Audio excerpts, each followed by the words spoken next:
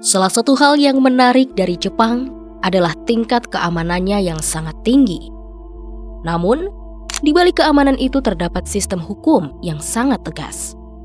Tingkat kejahatan yang rendah dibayar dengan sistem peradilan yang hampir tidak pernah membebaskan orang yang telah ditangkap, tanpa memandang apakah mereka benar-benar bersalah atau tidak. Inilah yang dikenal sebagai keadilan Sandra, sisi buruk dari Jepang yang seringkali tersembunyi.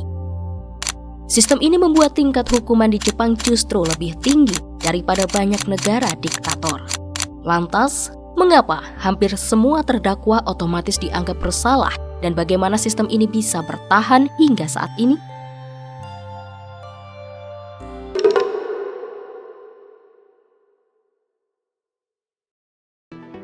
Sebelum kita bahas lebih dalam kenapa sistem ini begitu, mari kita lihat dulu bagaimana cara kerjanya. Bagaimana bisa setiap orang yang dituduh selalu dianggap bersalah? Dan apa saja yang mungkin kamu alami kalau ketahuan melanggar hukum di Jepang? Pada tahun 2018, Carlos Ghosn, seorang eksekutif asing dari salah satu perusahaan otomotif besar Jepang, ditangkap dengan tuduhan penipuan. Dia ditahan berminggu-minggu tanpa dakwaan, diisolasi dari pengacara, keluarga, dan dunia luar. Diinterogasi berjam-jam tanpa didampingi pengacara, dan beberapa kali permohonan jaminannya ditolak. Bahkan setahun setelah penangkapan, dia belum juga diadili dan kemungkinan harus menunggu bertahun-tahun sebelum kasusnya disidangkan. Akhirnya, Ghosn berhasil melarikan diri dari Jepang dengan cara yang sangat tidak biasa. Namun kasusnya telah menyoroti sistem peradilan Jepang dan menimbulkan pertanyaan besar tentang bagaimana sebuah negara demokratis bisa memiliki sistem hukum seperti itu. Namun, apa yang terjadi pada Ghosn sebenarnya adalah hal yang biasa terjadi di Jepang.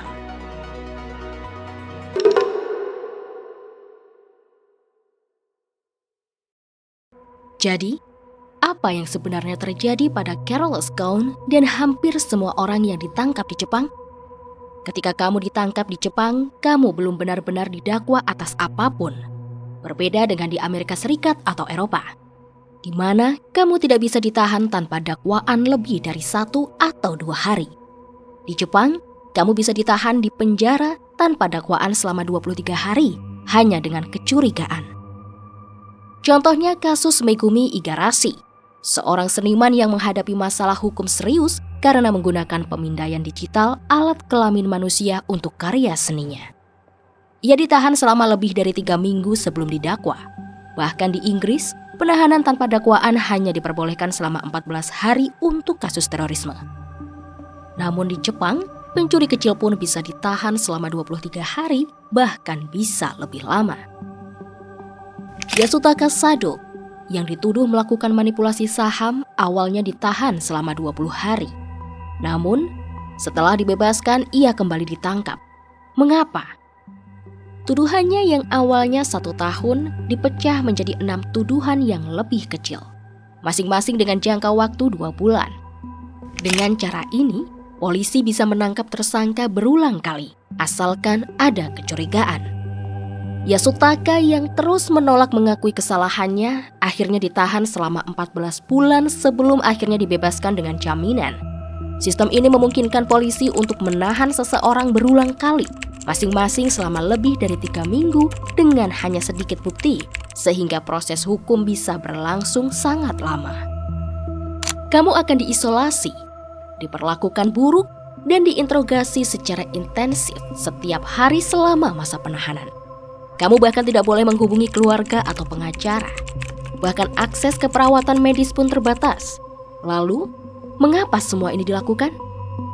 Tujuannya sederhana, membuatmu mengaku, terlepas dari apakah kamu benar-benar bersalah atau tidak. Inilah inti dari sistem ini. Meskipun secara hukum kamu masih dianggap tersangka, perlakuan yang kamu terima justru seperti seorang terpidana. Proses ini bisa berlangsung berbulan-bulan sebelum kamu akhirnya didakwa.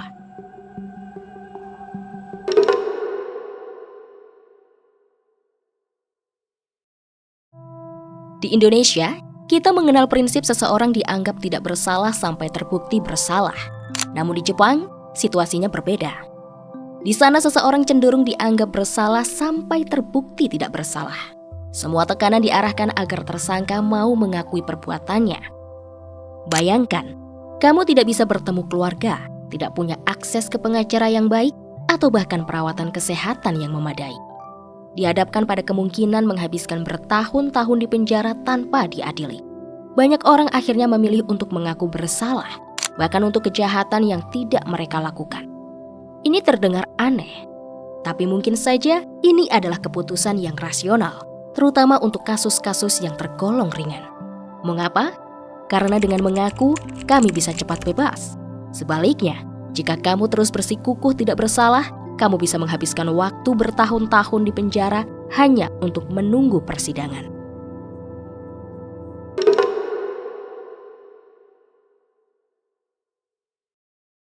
Sistem hukum Jepang sering disebut Hitojiji Shiho atau sistem penyanderaan.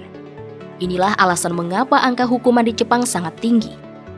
Banyak tersangka dipaksa mengakui kesalahan sebelum perkaranya disidangkan karena mereka merasa disandra oleh sistem. Sistem ini telah dikecam oleh banyak lembaga HAM, termasuk PBB. Kasus Carlos Ghosn menjadi contoh nyata ketidakadilan dalam sistem ini. Bahkan di Jepang sendiri, banyak yang mengkritik dan mempertanyakan legalitas sistem penyanderaan ini. Tapi, itu baru sebagian dari masalahnya. Jika kita sudah paham bagaimana sistem ini berjalan dan ada yang aneh dengan sistem ini, pertanyaan selanjutnya adalah, mengapa sistem ini bisa terjadi?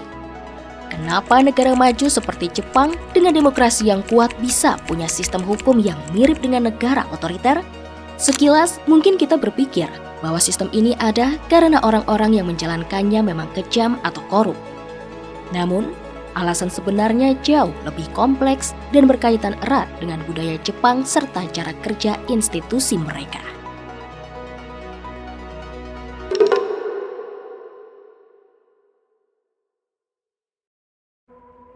Kalau di Indonesia, kita mungkin lebih santai dalam berinteraksi.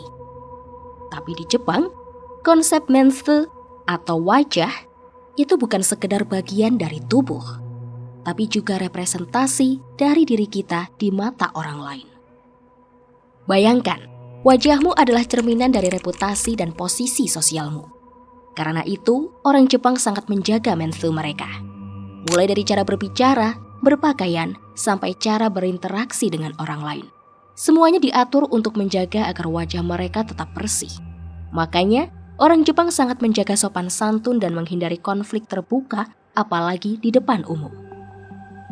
Perbedaan budaya hukum sangat terasa antara Indonesia dan Jepang. Di Indonesia, kita terbiasa dengan kebebasan berekspresi, termasuk perdebatan pendapat. Namun di Jepang, sistem hukumnya sangat kaku. Jika seseorang dituduh melakukan suatu kejahatan dan menolak mengakui, meskipun memiliki bukti, akan sangat sulit untuk dibebaskan. Hal ini dikarenakan sistem peradilan Jepang sangat menjunjung tinggi hierarki dan harmoni. Jika seorang hakim memutuskan untuk membebaskan seorang terdakwa, artinya mereka melawan keputusan jaksa yang dapat mengganggu stabilitas sistem hukum. Ini menciptakan siklus yang tak berujung, karena semua orang yang ditangkap diasumsikan bersalah. Maka jika seseorang ditangkap, secara otomatis dianggap bersalah. Akibatnya, putusan tidak bersalah sangat jarang ditemukan. Hanya sekitar 0,2% kasus. Bahkan jika seseorang ingin mengajukan banding karena merasa tidak adil, peluangnya sangat kecil. Mengapa? Karena seorang hakim banding harus berani menyatakan bahwa hakim sebelumnya salah, yang berarti menjatuhkan muka bagi semua pihak terkait. Oleh karena itu, sistem ini dirancang untuk menghindari perselisihan yang dapat merusak reputasi.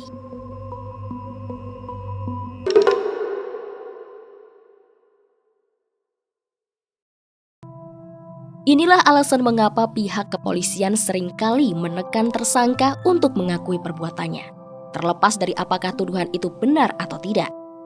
Jaksa pun kerap memaksa tersangka untuk membuat kesepakatan pengakuan agar perkara tidak perlu disidangkan.